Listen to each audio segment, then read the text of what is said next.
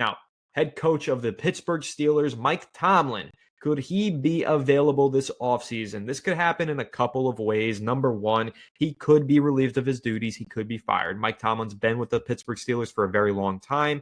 Over the last several years, he's made the playoffs every year. They have not been winning in the playoffs at all. And the Steelers might feel, and this is kind of the rumors that we've been hearing for a couple of years, they might feel like it's time to turn a new leaf and start a new chapter of the franchise.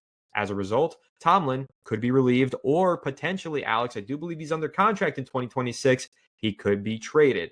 Now, I think that's a non-starter for the Giants. I don't think they're going to give up draft capital for a head coach, although we'll see. Stranger things have happened. But Tomlin is obviously the number one, maybe number two head coaching candidate in the league if he does become available. This is a winner. This is a guy who would bring the Giants back to competency and relevancy. He's not perfect. The Steelers should have won a lot more playoff games during his tenure than they have, but even still, he's never had a losing season as a head coach. That's the selling point if you're the New York Giants. If you want to raise your floor, you want to become a relevant football team again, Mike Tomlin will have you as a relevant football team overnight. The New York Giants do not blow those 4 10-point leads with Mike Tomlin. The New York Giants are a 6-win team this season right now. If Mike Tomlin was coaching this team, I wholeheartedly believe that. And if they were to have Mike Tomlin on the sideline in 2026, I think that they would make the playoffs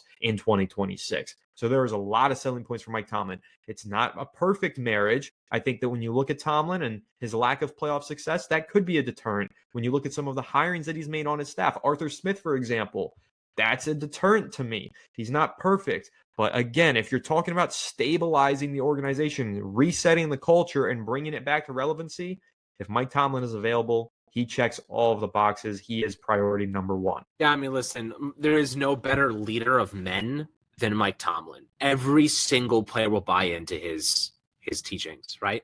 Burns, there might be a level we haven't seen yet, and I thought we've seen it all. Dexter Lawrence, he'll be back to playing at the highest level you've seen.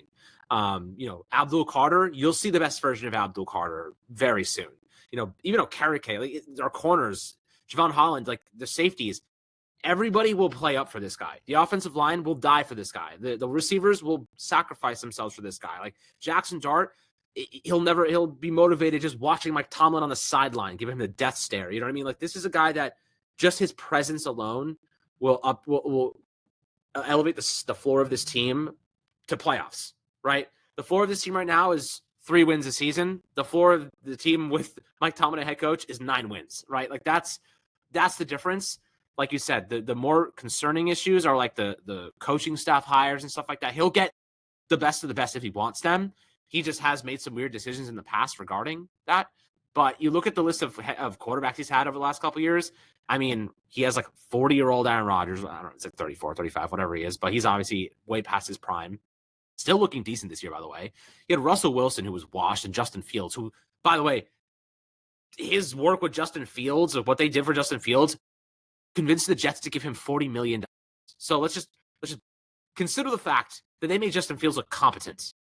And now you see what's going on with the Jets, and he can't even pass the ball. They had Kenny Pickett at quarterback. They had the smallest hands I've ever seen. And then they had the washed-up versions of Ben Roethlisberger towards the end of his career in 2020 and 2021. It's been 3, 4, 5, 6 years of having not so good quarterbacks. So you give him Jackson Dart and you let him hire an OC that's going to position Dart for success, and you let him manage the team. Hell yeah, I'm interested in that. Hell yeah. If Mike Tomlin shakes free, he is the layup hire. You hire him without interviewing anybody else. That's how easy it would be. So, yeah, like I wish he becomes available. I highly doubt it, but obviously, the fact that it's even a thought is enough for me to get excited.